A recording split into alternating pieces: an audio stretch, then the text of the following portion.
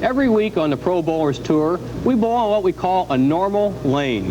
And that is a lane that has maple down to about 16 feet right here. Just about a foot past the arrows is where you see the splice between the maple and the pine. But this week we have a little something different.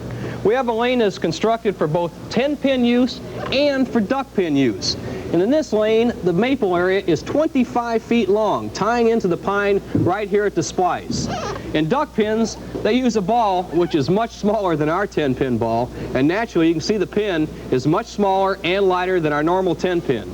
The players in the top 5 today are those players that have adjusted to that additional skid produced by the 25 foot of maple on the front part of the lane. Well, Chris, with that little knowledge of history, we'll see what Bo Burton does with it, but I'd like to know if I could use that big ball and that little pin the way I'm bowling now. Well, you can do it well with either.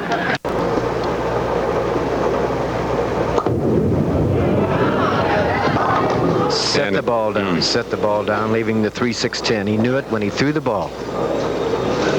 Running fast to the foul line, causing the ball to be a little bit late, and setting that ball down, and the ball running to the head pin, naturally hooking early, leaving that 3-6-10 spare. Difficult spare.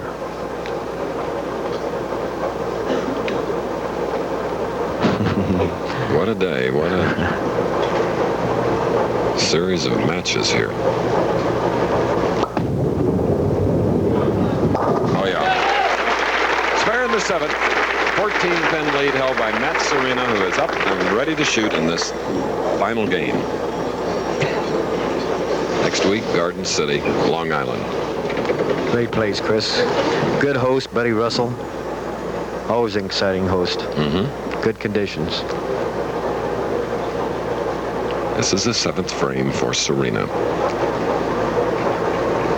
Spare working.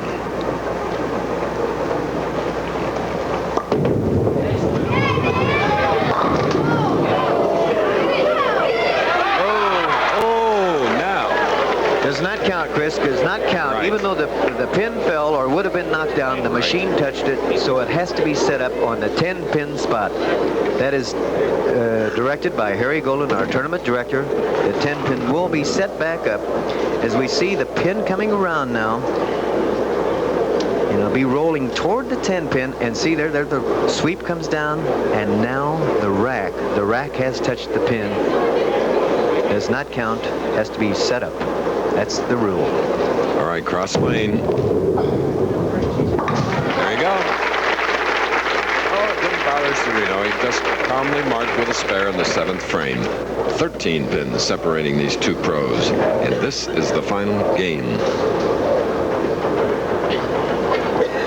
Count is very important here. Matt Surina knows it. He doesn't want the bad count because Bo Burton will come up with a double. And the game would be even. Matt Surina taking a lot of time, making sure his hands are dry because of the heat.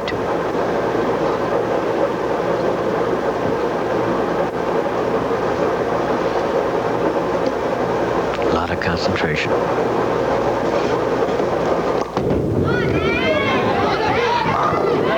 That was an 8th frame strike for Surina. 158 through the 7th. And Bo is up, shooting in the 8th. With a spare working. And he knows what he has to do, as we see Matt Surina here in jubilation with the strike. Hallelujah.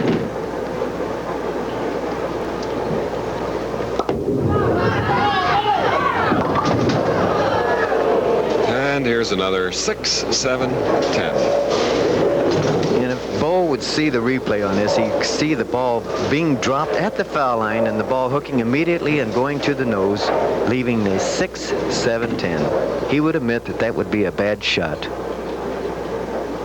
And it was a bad shot. We've had one conversion today, and on this right lane, 6, 7, 10. Oh, can't get any closer. So for Nelson Burton Jr., that is 157 through the 8th frame. And Chris, he definitely needs a strike in the 9th frame to set up the possibility of a 2-11 score if he strikes out in the 10th. Matt Surina would just have to mark out with good count to win the championship match. You can see Bo is near the $500,000 mark, money earned on the tour, to be the 6th man to cross it if he could win today. All right. And as we could take the 2 replays back to Nelson Burton Jr., the shot he just made in the 9th frame was crisp and good speed. The one in the 8th frame was dropped, finessed at the foul line, causing the ball to go to the head pin. No results, bad results. Now, strike up in the 8th, shooting in the 9th.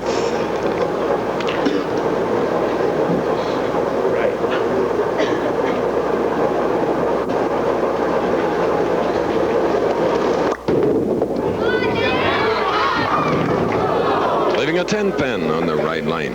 He knew if he got that strike, Chris, no matter what kind of a count or split he got on the left lane, he would have won the match. But now, as we see the ball rolling down the lane, very good rolling ball, lofted the ball well, charging into the pocket, wrapping that 6 right around the 10-pin, leaving that solid 10. That's the menace of the game. That's what we all pros want to get rid of with their practice, speed adjustments, angle adjustments, equipment adjustments. It's the name of the game. Voice of Dick Weber. Oh, he missed it. Chris, he missed it. He gave Bo Burton that opportunity. Oh, and Bo is one that you don't want to give an opening to. Now here's the situation, Chris. This is, as we see the ball going down the lane, he just threw the ball extra hard, and it just slid off into the channel, the gutter, and missing it. Setting up for the 10th frame now. Matt Surina knows what the score is. He don't forget that. He knows what the score is. But if he gets the 1st strike and the 2nd strike and a 6-pin count, he will be the winner. And he knows that he's going to work extra hard to get the 2 strikes in the 10th frame. So this has to be the 1st. He's high. Oh. Now, Chris, with that split, he definitely has to go for that split, because if he makes that split, Burton would have to get the first 2 strikes in the 10th frame. If he misses this, Burton only needs the 1st strike in the 10th frame. So he's definitely got to go for that 6-7 split. There are the odds, 10-1 for the professionals. 6-7 split.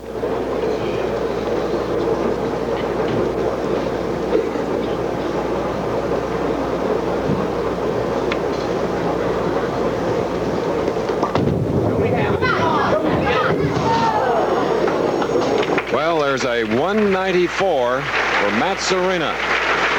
And the situation again, Chris, Bo knows that he needs that 1st strike in the 10th frame, and he will be the winner with a good count on the next ball. He knows it. All right, as we run over a little bit, don't forget an exciting edition of ABC's Wide World of Sports coming up.